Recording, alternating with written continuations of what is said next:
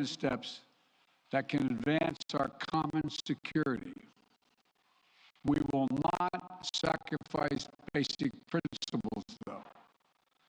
Nations have a right to sovereignty and territorial integrity. They have the freedom to set their own course and choose with whom they will associate. But that still leaves plenty of room for diplomacy and for de-escalation. That's the best way forward for all parties, in our view. We'll continue our diplomatic efforts in close consultation with our allies and our partners.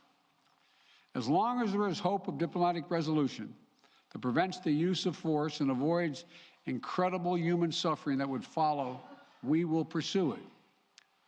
The Russian defense minister reported today that some military units are leaving their positions near Ukraine. That would be good, but we have not yet verified that.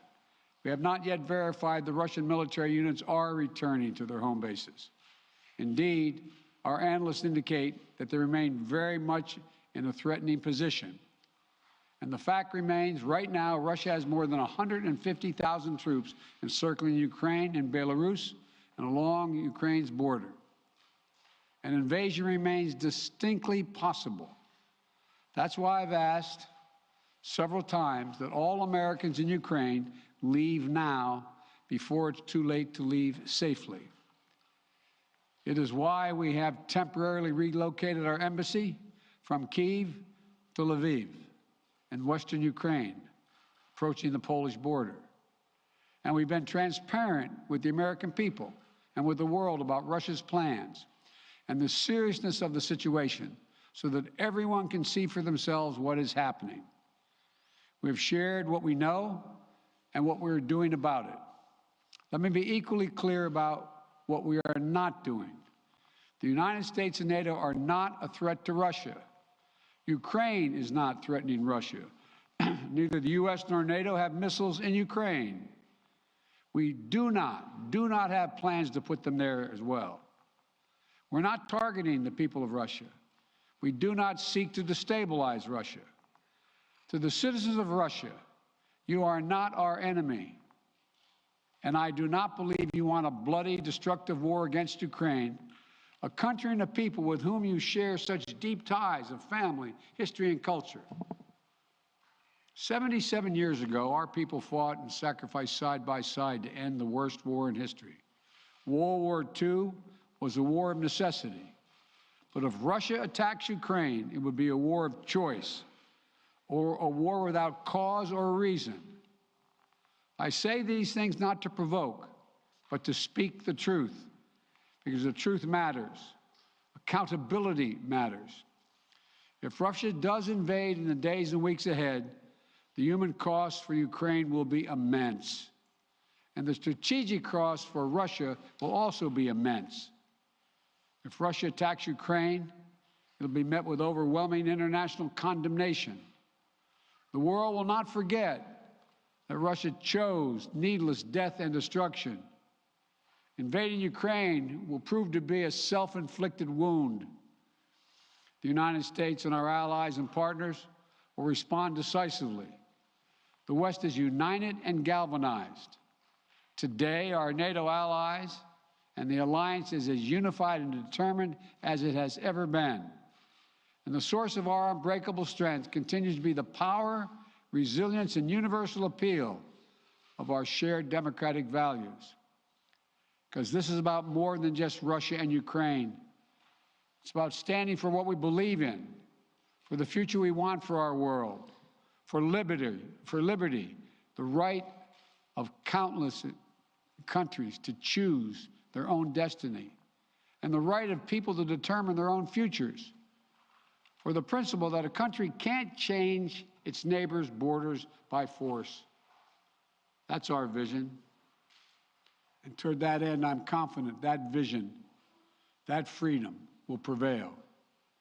If Russia proceeds, we will rally the world to oppose its aggression.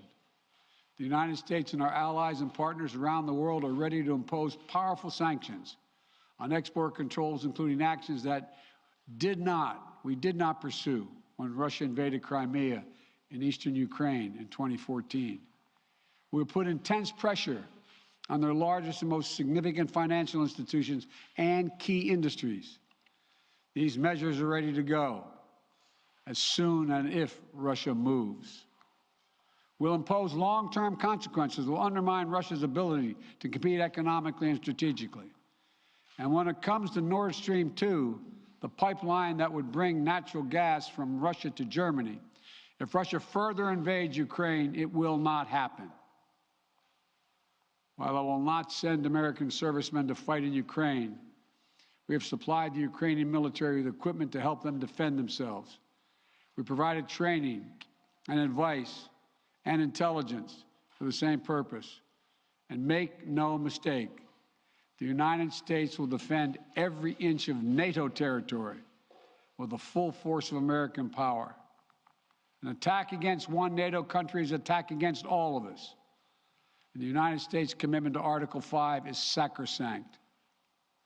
Already, in response to Russia's buildup of troops, I've sent additional U.S. forces to bolster NATO's eastern flank. Several of our allies have also announced they'll add forces and capabilities to ensure deterrence and defense along NATO's eastern flank. We will also continue to conduct military exercises with our allies and partners to enhance defensive readiness. And if Russia invades, we'll take further steps to reinforce our presence in NATO, reassure us for our allies, and deter further aggression. To be clear, if Russia decides to invade, that would also have consequences here at home. But the American people understand that defending democracy and liberty is never without cost. This is a cause that unites Republicans and Democrats. And I want to thank the leaders and members of Congress of both parties who've forcefully spoken out in defense of our most basic, most bipartisan, most American principles. I will not pretend this will be painless. There could be impact on our energy prices. So we are taking active steps to alleviate the pressure on our own energy markets and offset raising prices. We're coordinating with major energy consumers and producers. We're prepared to deploy all the tools and authority at our disposal to provide relief at the gas pump. And I'll work with Congress on additional measures to help protect consumers and address the impact of prices at the pump. We are not seeking direct confrontation with Russia, though I've been clear that if Russia targets Americans in Ukraine, we will respond forcefully. And if Russia attacks the United States or our allies through asymmetric means, like disruptive cyber attacks against our companies or critical infrastructure, we are prepared to respond. But we're moving in lockstep with our NATO allies and partners to deepen our collective defense against threats in cyberspace. Two paths are still open. For the sake of historic responsibility, Russia and the United States share for global stability, for the sake of our common future, to choose diplomacy. But let there be no doubt, if Russia commits this breach by invading Ukraine, responsible nations around the world will not hesitate to respond. We do not stand for freedom where it is at risk today. Will surely pay a steeper price tomorrow. Thank you. I'll keep you informed. Mr.